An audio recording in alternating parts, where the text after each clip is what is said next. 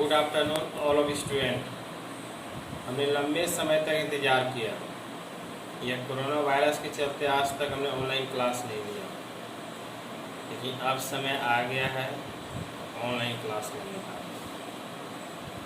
क्योंकि समय आगे बढ़ते जा रहा है और यह पता ही नहीं चल रहा है कि पढ़ाई का कार्यक्रम कब चालू होगा।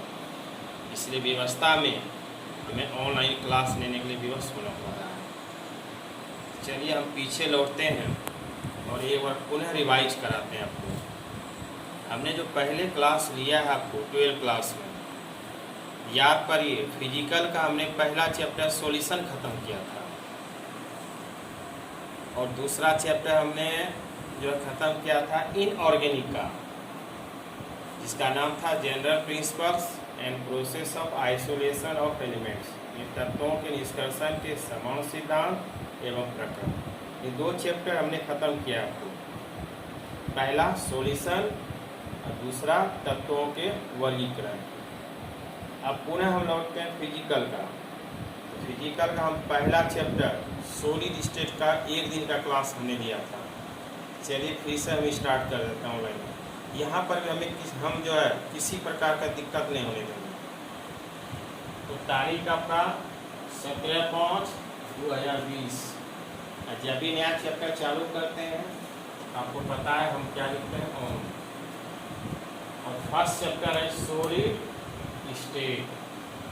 सॉलिड का मतलब होता है ठोस और स्टेट का मतलब होता है अवस्था। यह जो सॉलिड स्टेट है इसको जानने के लिए पहले हमको इंट्रोडक्शन पढ़ना पड़ेगा।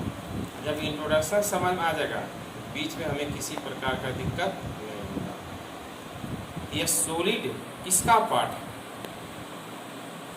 तो देखिए हमने इंट्रोडक्शन में भी लिख दिया है कि समान गुणों एवं संरचनाओं के आधार पर पदार्थ का जो भौतिक वर्गीकरण है उसको निम्नलिखित तरीके से व्यक्त किया जाता है।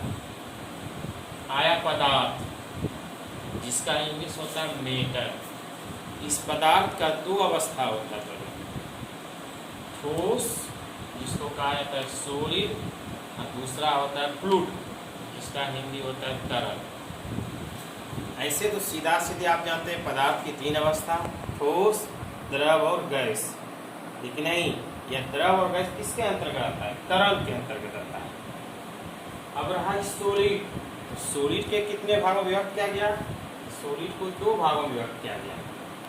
पहला क्रिस्टलीन, जिसका इंग्लिश होता है क्रिस्टलीन, और दूसरा है अक्रिस्टलीन, जिसका इंग्लिश होता है एमोर्फस।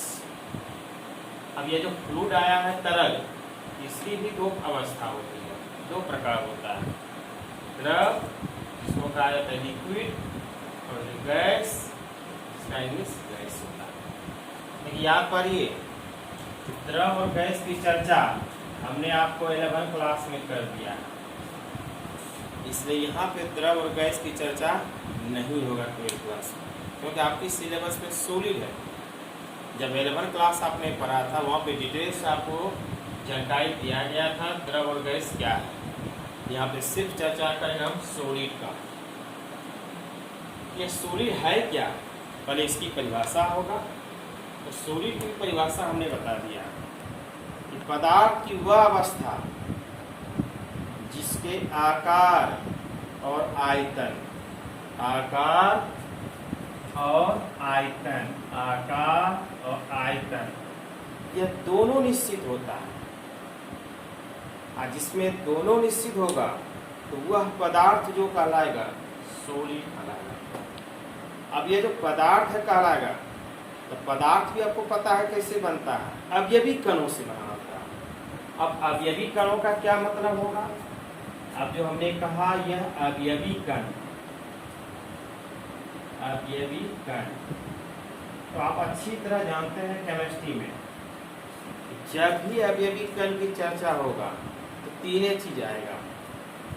या तो आएगा अणु, या तो परमाणु, या आएगा आयन। यही 3 चीज से बना होता है कण। अब कण का मतलब छोटा छोटा कण, महीन महीन कण। महीन महीन कणों से ही मिलकर बना होता है पदार्थ का। इसे कहते हैं सॉलिड।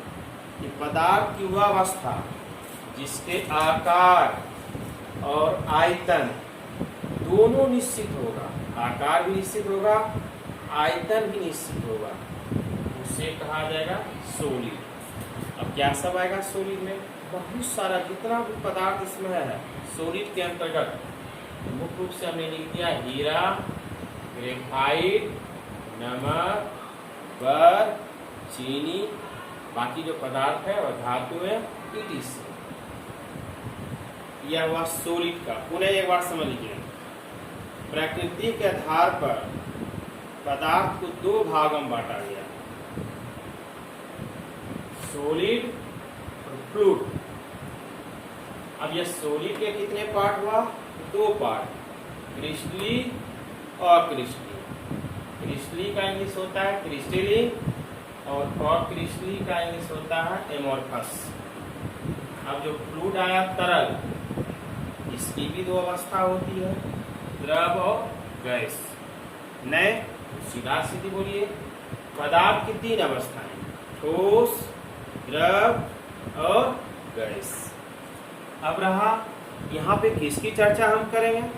तो द्रव और गैस की चर्चा हमने पहले कर दिया, या 11 क्लास में कर दिया। अब जब भी चर्चा होगा तो सॉलिड के बारे में चर्चा होगा। अब ये सॉलिड है क्या, उसकी भी चर्चा हमने की आपको, कि जिसके आकार और आयतन दोनों फिक्स होता है, जिसके आकार और आयतन दोनों फिक्स होगा उसे सॉलिड कहते हैं। अगर कोई पूछे सॉलिड क्या है, तो सीधा सीधे कहेंगे वैसे पदार्थ जिसके आकार और आयतन दोनों निश्चित होता है उसे सॉलिड कहते हैं। यहाँ पे रखने का भी कोई जरूरत नहीं है, सिर्फ दिमाग में रखिए, वैसे पदार्थ जिसके आकार और आयतन दोनों निश्चित होता है उसे सॉलिड कहते हैं।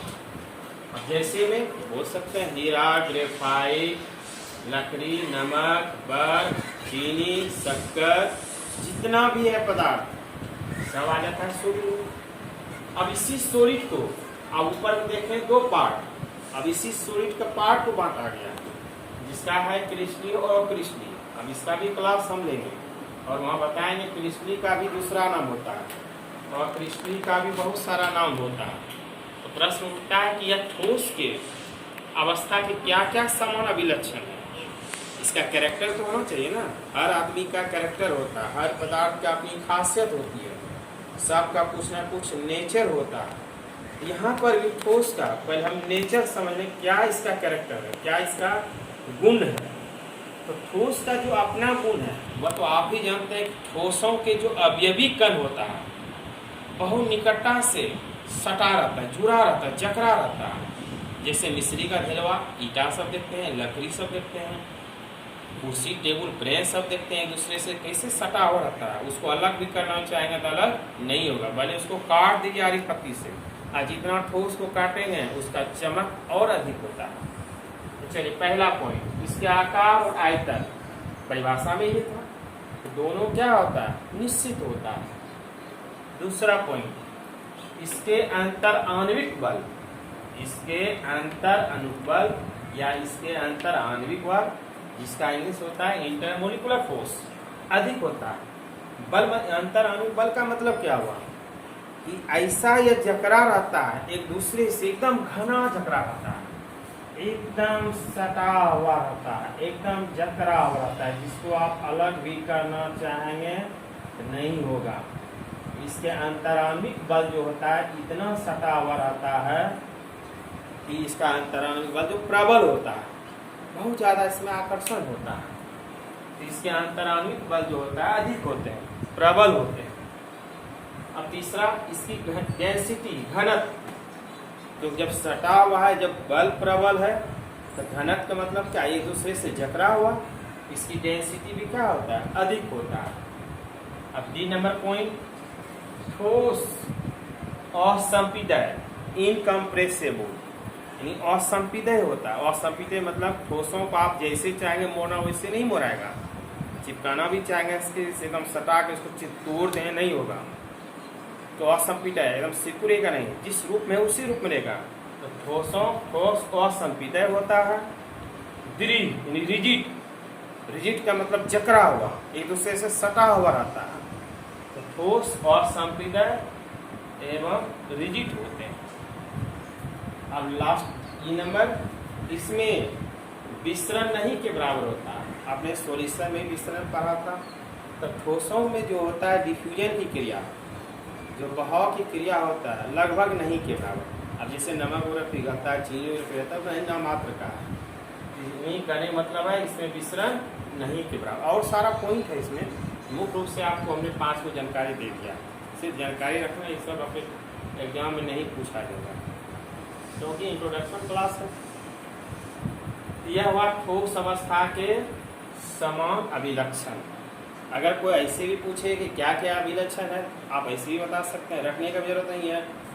ठोसों का पहला आकार और आयतन दोनों निश्चित होता है। दूसरा आपका है इसके अंतराण्विक बल जो होता है वो प्रबल होता है, अधिक होता है। तीसरा इसमें घनत्व जो होता है अधिक होता है।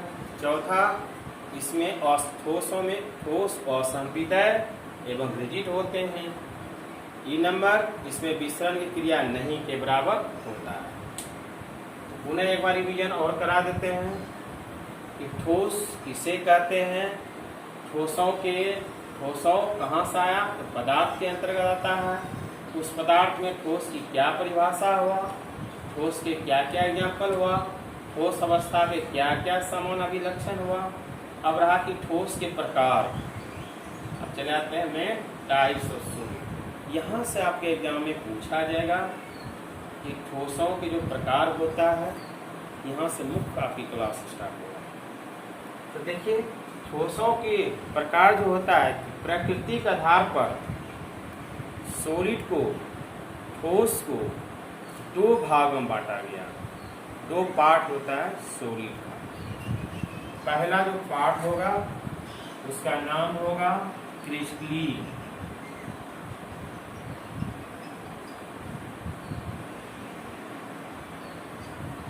इसी क्रिस्टलीन का दूसरा नाम होता है रवादार। रवादार कण के रूप में रहता है। रवादार क्रिस्टलीन कहिए या रवादार कहिए, जिसका इंग्लिश हुआ क्रिस्टलीन।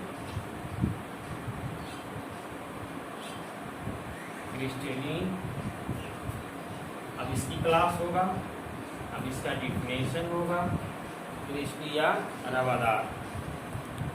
देखिए मेरा तो मन करता है कि जून से क्लास में आप लोग के संपर्क में रहें,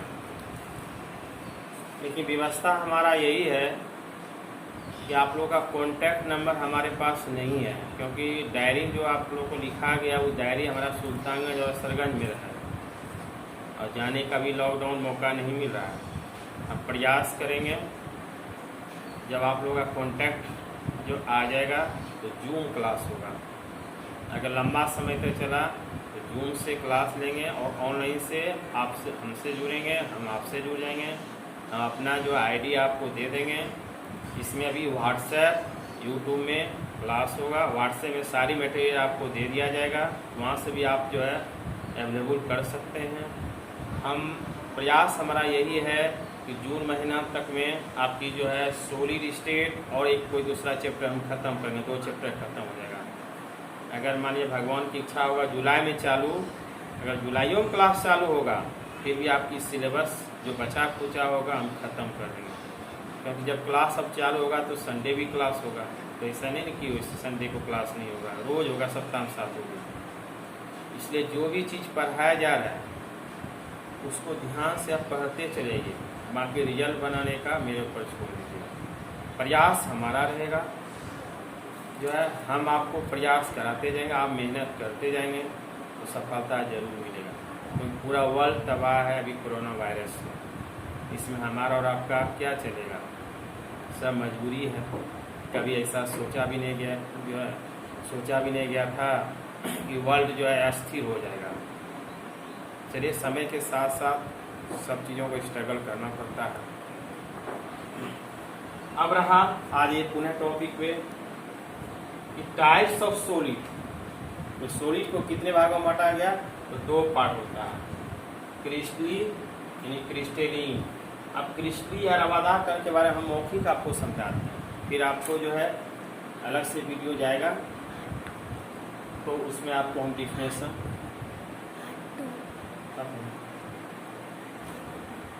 चलिए क्रिस्टली या रवादार। अब क्रिस्टली रवादार स्टॉप कीजिए।